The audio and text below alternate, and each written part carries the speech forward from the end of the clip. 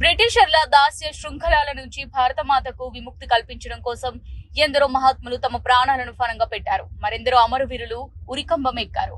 అలాంటి వారిలో చంద్రశేఖర్ ఆజాద్ ఒకరు. 1903 జూలై 23న అలహాబాద్ లోని ఓ మధ్యతరగతి బ్రాహ్మణ కుటుంబంలో జన్మించారు ఆజాద్. ఆజాద్ తల్లి అతడిని సంస్కృతంలో పెద్ద పండితుడు కావాలని కలలు కనింది. అయితే చదువు అవ్వకపోవడంతో తల్లిదండ్రుల ఒత్తిడి భరించలేక ముంబైకి పారిపోయి ఓ మురికివాడలో కూలి పని చేసుకుంటూ జీవనం సాగించాడు. 1921లో ఇంటికి చేరి గాంధీజీ చేపట్టిన సహాయ నిరాకరణ ఉద్యమంలో పాల్గొంటారు. స్కూల్ ఆవరణలోనే ప్రభుత్వ వ్యతిరేక నినాదాలు చేయడంతో పోలీసులు అరెస్ట్ చేసి జైలుకు తీసుకెళ్లారు.